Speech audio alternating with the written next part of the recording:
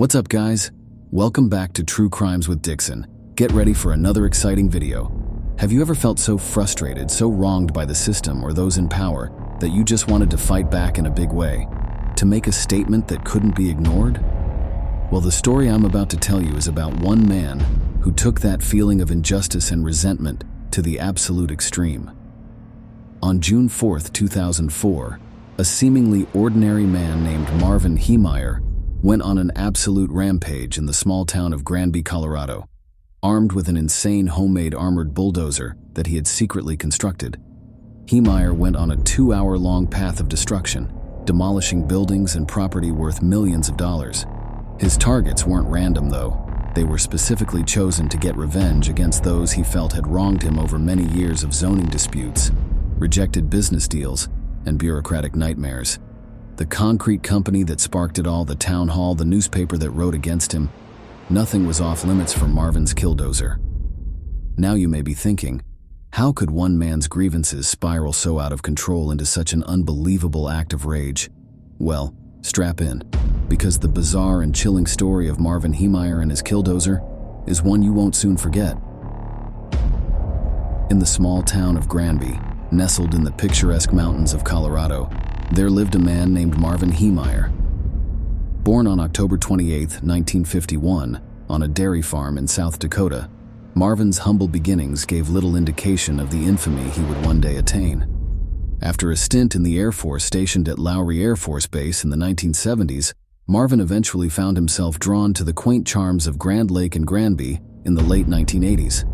His friends described him as a likable and agreeable fellow, the kind of guy who would bend over backwards for anyone. However, beneath Marvin's affable exterior lay the seeds of a deep-rooted frustration that would slowly germinate over the years, ultimately blossoming into an all-consuming fury. It all started in 1992, when Marvin purchased 2 acres of land at auction for $42,000, with the dream of leasing the property to a friend who intended to open an auto repair shop. Little did Marvin know that this modest business venture would ignite a powder keg of zoning disputes, sewage issues, and bureaucratic nightmares that would test his patience to the breaking point. The problems began almost immediately. City officials informed Marvin that updating the property's sewer system could cost nearly double what he had paid for the land itself. Outraged at what he perceived as extortion by government fiat, Marvin rejected the city's suggestions and instead opened a muffler repair shop on the premises, using a rudimentary sewage storage solution left by the previous owners. But the problems didn't end there. In 1997, the Dochev family, owners of a neighboring concrete business, sought to expand their operations by constructing a batch plant on adjacent land. When they approached Marvin about purchasing his plot, a bitter negotiation ensued, with Marvin's asking price escalating from $250,000 to a staggering $450,000 after multiple reappraisals. The deal ultimately fell through, igniting a contentious feud between Marvin and the Dochev family that would span years. Marvin launched a public campaign against the planned concrete plant, citing environmental concerns and marshalling public opposition.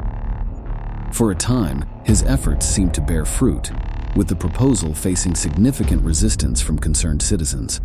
However, the tide soon turned. By early 2001, Marvin had lost most of his allies, and the city officials approved the construction plans near unanimously, dealing a crushing blow to Marvin's undeterred. Marvin attempted to appeal the decision, claiming the plant would block access to his shop, a claim the judge deemed unfounded. He even complained to the Environmental Protection Agency, prompting the Dochevs to conduct a professional noise analysis, further solidifying the project's viability. As the concrete plant inched closer to reality, Marvin's frustrations reached a boiling point. The sewer situation at his property had become untenable, with the buried concrete truck barrel serving as his sewage hole filling up. In a brazen act of defiance, Marvin resorted to pumping his sewage into an irrigation ditch behind his property. The authorities couldn't turn a blind eye any longer. In July 2001, the sewer district slapped Marvin with a $2,500 fine for code violations and ordered him to resolve the sewage issue before he could continue operating his business. Marvin agreed to comply but quickly reneged, describing the requirements as a form of terrorism. It was around this time that the first whispers of Marvin's escalating anger began to surface. An attorney present at one of the hearings reported overhearing Marvin mutter, "I'm just gonna bulldozer this whole place to the ground." Those ominous words would prove prophetic. In April 2002, Marvin's lawsuit against the town over the concrete plant was dismissed, dealing a final crushing blow to his hopes of stopping the project legally. Incensed by the failure, he blamed his lawyer and demanded a refund, setting the stage for his descent into a dark obsession. It was then, in July 2002, that Marvin made a fateful purchase that would forever alter the course of his life and the history of Granby. At an auction, he bought a Komatsu D355A bulldozer for $16,000, ostensibly to resell it. But in Marvin's mind, a far more sinister plan was taking shape. Over the next year and a half, Marvin worked in secrecy, transforming the unassuming bulldozer into a veritable tank, outfitted with armor plating, cameras, and even gun ports. He erected a wall to separate his workspace from prying eyes, ensuring his modifications remained hidden from view. All the while, Marvin's rage towards the town and its officials continued to fester. He became convinced that God had chosen him for a special mission, to mete out justice against those who had wronged him, regardless of the cost. On June 4, 2004, Marvin's long-simmering fury finally erupted in a spectacular display of violence and destruction. At around 2:15 p.m., he climbed into the heavily armored cabin of his makeshift tank, now dubbed the Killdozer, and set out on a path of retribution. His first target was the Mountain Park concrete plant, owned by the Doshef family, the catalyst for his years-long crusade. Employees attempted in vain to stop the unstoppable machine, cramming objects into the treads and even firing bullets, but the armor plating proved impenetrable. From there, Marvin rampaged through the streets of Granby, methodically demolishing one building after another. The town hall, the offices of the local newspaper, banks, homes, and businesses all fell victim to the Killdozer's relentless onslaught. Law enforcement's efforts to stop the juggernaut proved futile. Gunfire had no effect, and even explosives failed to breach the armored shell.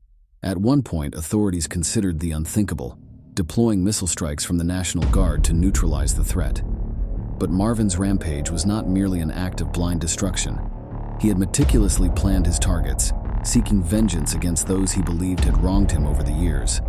A handwritten list of 107 names, including judges, politicians, and business owners, served as his hit list, with the Doshef family at the top.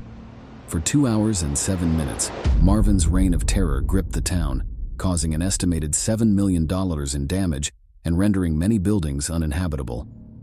Miraculously, no one but Marvin himself was killed, a fact that only added to the bewilderment and fascination surrounding the event. The rampage came to an end when the Killdozer became trapped in the basement of a hardware store, its engine failing. As law enforcement swarmed the crippled machine, a single gunshot rang out from within the cabin. Marvin had taken his own life with a .357 Magnum revolver. In the aftermath, investigators uncovered a wealth of evidence shedding light on Marvin's motivations. Audio recordings revealed his belief that God had chosen him for this mission, a divine mandate to carry out an act of retribution against those who had wronged him. "God built me for this job," Marvin had proclaimed, convinced that his lack of a family was part of God's plan, freeing him to undertake such a task. The story of Marvin Heemeyer and his Killdozer Rampage has become the stuff of legend, a cautionary tale of how unchecked anger and a sense of injustice can metastasize into something truly destructive. It serves as a stark reminder that even the most unassuming individuals can harbor deep wells of rage, and that the line between seeking justice and exacting vengeance is a perilously thin one. Marvin's legacy is a complex tapestry, woven with threads of sympathy for a man driven to the brink by bureaucracy and a sense of powerlessness, yet also horror at the extremes to which he was willing to go in pursuit of his twisted notion of justice. In the end, the Killdozer Rampage stands as a sobering testament to the human capacity for violence when fueled by a potent cocktail of anger, obsession, and the belief that one has been chosen for a higher purpose, no matter how misguided. Was Marvin Heemeyer's rampage an act of justified revenge against a system that failed him? Or was he simply a deeply disturbed man whose anger spiraled out of control into unforgivable violence and destruction? What's your thought about Marvin's action?